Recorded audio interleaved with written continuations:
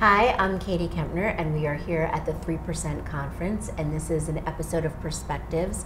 Perspectives is a series of inspiring conversations with remarkable working women leading busy and successful lives, and it makes perfect sense that right now we are talking to a truly inspirational person, Kat Gordon, who is the founder of the 3% Conference. Hi. Hi. How are you? I'm very well. I appreciate you coming to talk because I know you're so busy. This is amazing. Thank you. Yeah, it's been a great couple days. So this is the fourth year. Yes. Could you talk just a little bit about the genesis of the conference and where it is today? Sure. So I started the conference in 2012 as what I thought was just a passion project. As a one-day event, I wanted to start a conversation about the issue of the lack of female creative leadership in advertising, which to me was completely illogical given the consumer marketplace is largely driven by women. And that one-day event just exploded almost upon impact. You know, at the end of that day, there was so much momentum and interest that a community was birthed, and I just kind of followed the lead of what the community told me it needed. So we've done 13 traveling events in addition to our annual conferences. We've hit every major US city and London. And really what we're doing is we are giving agencies a roadmap for change, and we're creating what we call micro actions. So we have a list of 100 things, 100 micro actions that agencies can do to foster diversity and help their female talent ascend and have greater visibility. And so every year the event changes in some way. And so this year we moved it to New York City, which it had always been in San Francisco. But it made sense to come where most agencies are headquartered, because then they could send more people, which they have. We have 750 people in the building today. Wow. And we themed it this year differently. We themed it Brands on Board, because we felt it was very important for clients to be part of the conversation, because really the diversity that agencies reflect helps them connect better with the consumers of the clients, and clients know that their consumers are not all young white guys with goatees. They know what the consumer marketplace looks like. So we have a lot of client-side people in the building as well, which is very gratifying, from Airbnb and PepsiCo and AOL and Adobe and Apple and all sorts of companies. So that's really where we are. Yesterday we made a big announcement that we released some research we just conducted. We had never released the results before. We did it in August.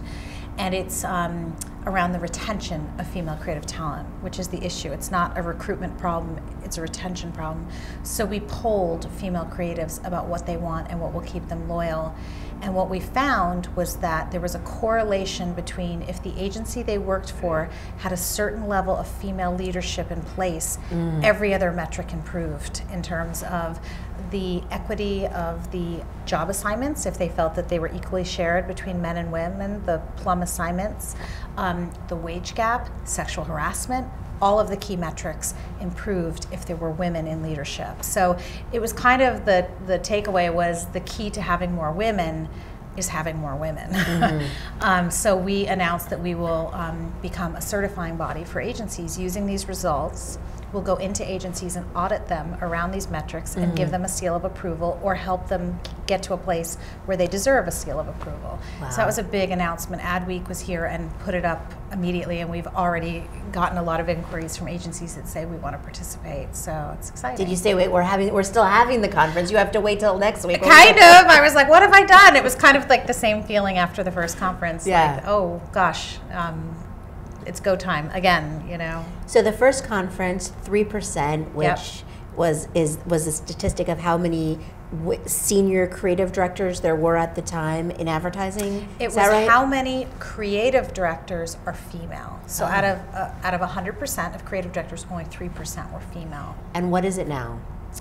It's up to 11%, and it's based on an old study of Communication Arts Award annual winners. So we recreated the study, and the number is up to 11%, but it's not a great metric in terms of it's one slice of creatives, people that have submitted work, and one in advertising annual. So really another part of our crusade is to get agencies to audit themselves around those metrics and release them, as the tech industry has done.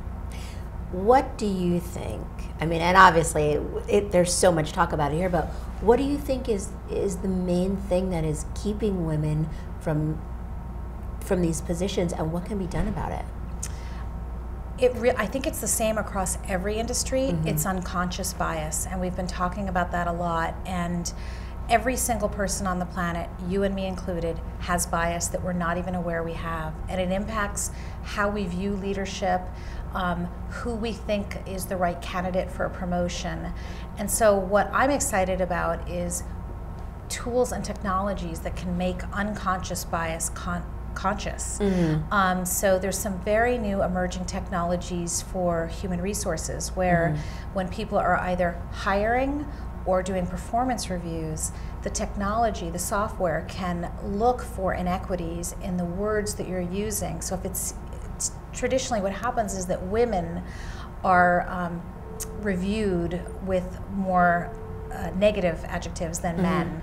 And so this is a technology that can scan for that. It's linguistic, and it can look for those inequities and surface them before you make a choice based on that. And basically most people, once they see, oh gosh, I'm doing that, I didn't even realize I was doing that. Mm-hmm. So it's not sinister, it's not intentional, but it has real consequences. So I know one of the things that you did here is make a conscious effort to have men included. Yes. Because we spoke, actually I interviewed you years ago at Advertising Week. Yes. And you talked about, being in an echo chamber if it's just women talking to women. Absolutely. And I see a lot of men here today. I wish there were more, but yes, the men that are here are awesome. And we had a panel yesterday called Men Ambassadors, consisting of men in our industry that are doing real speaking out and really making a difference on the issue. But it's imperative because gender does not equal female. And as our opening keynote today, Michael Kimmel spoke about, gender equity is good for everyone. It's good for men, it's good for women, it's good for children, it's good for our health. I mean, there's so many important metrics around it. So yes, men are a huge part of our crusade. I always say we're not a women's conference, we're a business conference about the importance of gender equality. So just to end, for people walking around here at this conference today, if there's one thing that you could tell them going forward for the future that they should be doing or looking out for, what would it be? It's always hard for me to say one because I feel like our micro actions, the 100 things, you have to do more than one. But the one thing would be rip out that list of micro actions from our program or download it from our website and put it up in your office and color code it of things that you are going to commit to doing better. That's what we did yesterday with the Manbassadors. We mm-hmm. had a Manbassador bingo card where each square was a micro action, and each man spoke about one of the items he felt he was doing exceptionally well and one where he was falling down and making a public commitment to do better. It's that simple. Mm-hmm. It's like anything else in life, attention and follow through. Terrific. Well, Congratulations on a wonderful conference. Thank you. Thank you.